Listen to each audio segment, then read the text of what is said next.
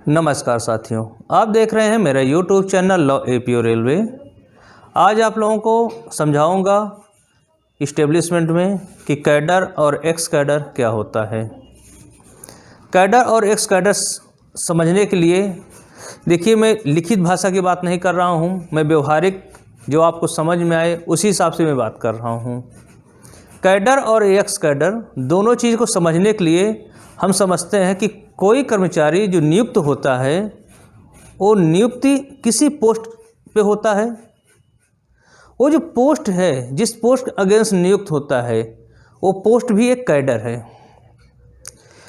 कर्मचारी जब नियुक्त होता है उसको पता है कि मेरा प्रमोशन होगा, आगे जब मेरा प्रमोशन होगा तो किस पोस्ट पे जाऊंगा मैं, वो प्रमोशन कब होगा, ये सारी चीज़ें एक एम्प्लॉई अपने से दिमाग में बैठा ले रहता है और उसी तरह से सोचते हुए वो अपना फॉर्म है जो वो फॉर्म तभी भरता है। एक एलपी हैं, एक स्टेशन मास्टर हैं, एक ट्रैफिक इंस्पेक्टर हैं, ये जितने भी लोग हैं सबसे पहले फॉर्म भरने से पहले सोचते हैं कि किस में प्रमोशन है, किस में ज़्यादा पेमेंट है, वो सारी चीज़ें पहले जानकारी लेते हैं, उसके बाद ही उस हिसाब से फॉर्म भरते हैं। ठीक है। यदि किसी भी कर्मचारी को प्रमोशन नहीं मिलता है तो उसका मतलब है कि उसका कैडर ब्लॉक है। अब यहाँ से शब्द जो आया है कैडर, वहाँ से हम समझते हैं कैडर एक इस्टेब्लिशमेंट में एक ऐसा स्थान है जिस पे भी कि कर्मचारी की नियुक्त होती है। उसी स्थान के अगेंस्ट में या उसी पोस्ट, कैडर मतलब पोस्ट होती है, उसी पोस्ट के अगेंस्ट उसको पेमेंट मिलता है। यदि कैडर नहीं होगा उस कर्मचारी के लिए तो उसका प्रमोशन अब चैनल हम तय नहीं कर सकते हैं। कर्मचारी के लिए एक प्रमोशन एवेन्यू बनाने के लिए, कर्मचारी के लिए आगे पदोन्नत करने के लिए, कर्मचारी का भविष्य निर्धारण करने के लिए, इस सारी चीज़ों के लिए उसको एक जगह दिया जाता है इस्टेब्लिशमेंट में। उस जगह को या उस पोस्ट को बोलते हैं हम कैडर।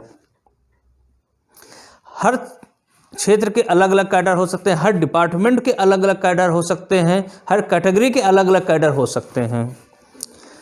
यदि हमें पूछा जाए कि पर्सनल का क्या कैडर है, तो पर्सनल का ओवरऑल जितने भी उसमें पोस्टें हैं, जितने भी हैं डिजिग्नेशन, सबको शामिल करते हुए हम बोलेंगे कि पर्सनल का कैडर है।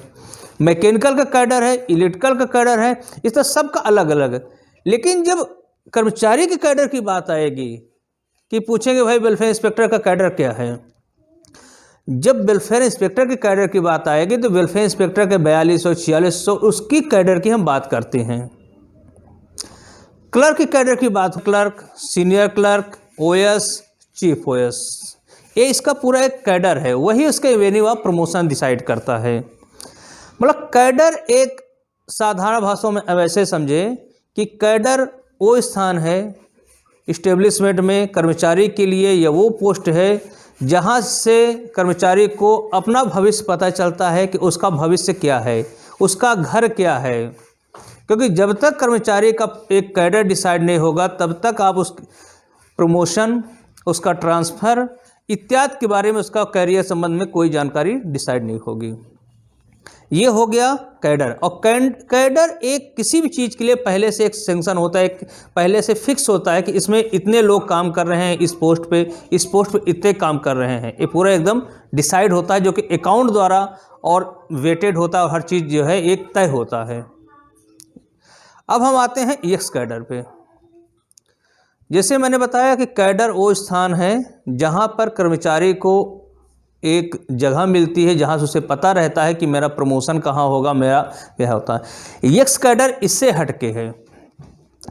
एक्स कैडर कर्मचारी का घर नहीं होता है, कर्मचारी की एक्चुअल पोस्ट नहीं होती है, कर्मचारी की एक्चुअल सीनियरिटी वहाँ नहीं बनती है। कर्मचारी के घर के अलावा एक ऐसा किराए का घर होता है जहाँ की वो काम करता है। आपके डिपार्टमेंट में वो पोस्ट होती तो है आपके रेलवे कर्मचारियों के लिए ही, लेकिन उसमें फिक्स नहीं होता है कि इस पोस्ट पे कौन जाएगा, किस डिपार्टमेंट के लोग जाएंगे या कौन से विभाग कर्मचारी जाएगा, किस पोस्ट का जाएगा, ये कोई चीज़ तय नहीं होती है। यदि तय भी होती है तो उसमें अलग से एकदम आपके सीनियरिटी से कोई लेना देना नहीं। उसका जो एक्चुअल डिजिग्नेशन है वो डिजिग्नेशन यहाँ पर नहीं रहेगा, पर कर्मचारी के जो पोस्ट है, जो उसकी क्लियन कैडर है, वो उसका एक्चुअल पोस्ट के साथ ही तय रहेगा। जैसे कि हम समझें आपकी कि बहुत सारी, या ऐसे समझिए विजिलेंस इंस्पेक्टर हैं। विजिलेंस इंस्पेक्टर अपने आप में कुछ नहीं कि वहाँ पे जितने भी कर्मचारी हैं सब बाहर के हैं। कोई क्या विजिलेंस इंस्पेक्टर में ही रिक्रूट हुआ है? नहीं। कोई इलेक्ट्रिकल का है, कोई मैकेनिकल का है, कोई पर्सनल का है। अलग अलग विभागों के कर्मचारी इस पोस्ट पे आके काम करते हैं। मतलब कहने को किराए पे आके वहाँ पे काम करते हैं। उनका जो एक्चुअल पोस्ट है, जो उनकी सीनियरिटी है, जो कर्मचारी की जहाँ सीनियरिटी बनती है वही उसका एक्चुअल कैडर और वही उसका एक्चुअल घर होता है। वहीं से उसका प्रोबेशन और रेवेन्यू तय करते हैं। लेकिन एक सीबीआई है, चीफ विजिलेंस इंस्पेक्टर या विजिलेंस इंस्पेक्टर जो भी हैं, उनका अपना घर वहाँ नहीं है, उनकी अपनी पोस्ट नहीं, दूसरी जगह पोस्ट पे गए, वहाँ पर उस पोस्ट के अगेंस्ट में काम कर रहे हैं। यहाँ पर हर चीज़ के लिए अलग अलग, यदि वो रिटायर्ड होता है या कोई ऐसी चीज़ होती है तो उसको सीबीआई नहीं मानेगा, उसका जो भी एक्चुअल कैडर है वहीं पे उसको ट्रीट किया जाएगा। ठीक है। इसी तरह से आपके ऑफिसर्स के हैं, जैसे कि सेक्रेटरी टू जीएम, ठीक है, या कोई और पीएस हैं, कोई ऐसी पोस्ट है जहाँ की तय नहीं है कि यहाँ पे कौन आएगा। उनकी हो सकता है वहाँ पे इलेक्ट्रिकल का ऑफिसर हो सकता है कि मैकेनिकल के ऑफिसर हो, कोई भी हो सकता है। लेकिन उनका जो तरीका है सीनियरिटी का उनके अलग है, लेकिन यहाँ काम किसी दूसरे पोस्ट के अगेंस्ट में कर रहे हैं। मेरे हिसाब से जो मैंने आपको समझाया कि कैडर और एक्स कैडर क्या होता है। कैडर वह स्थान होता है कर्मचारी के लिए रेलवे में रिक्रूटमेंट के समय जहाँ पे उसकी सीनियरिटी तय होती है, वही उसका कैडर होता है और वहीं पे उसका लियन होता है और उसी के अनुसार उसका प्रमोशन और चैनल तय होता है।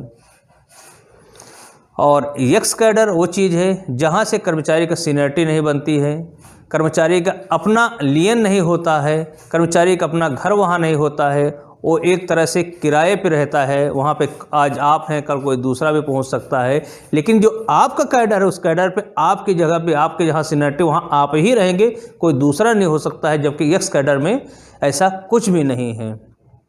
एक्स कैडर में कोई भी आ सकता है। आरआरबी की जो पोस्टें हैं बहुत सारी, वहाँ पर भी किसी को लिया जा सकता है, कोई तय नहीं है कि यहाँ पे कौन आएगा। उसी तरह से और बहुत सारी पोस्टें हैं जहाँ की ये पता नहीं कि आपकी सीनियरिटी से हट के आप अलग काम कर रहे हैं। आपकी जो एक्चुअल पोस्ट है, आपका जो एक्चुअल वर्किंग है वो आपकी अलग है, वो एक्स कैडर कहलाएगा। मेरे हिसाब से मैंने जो आपको समझाया कैडर और एक्स कैडर आपके समझ में आ गया होगा। अब मैं किताबी ज्ञान तो नहीं दे रहा हूँ, लेकिन व्यवहारिकता ज्ञान जो आपको समझ में आए वही मैं आपको समझाने की कोशिश कर रहा हूँ। मेरे हिसाब से आपको समझ में आ गया होगा और मैं और कोशिश करूँगा कि आपको अगले वीडियो में और अच्छी अच्छी चीज़ें समझाऊँ। धन्यवाद।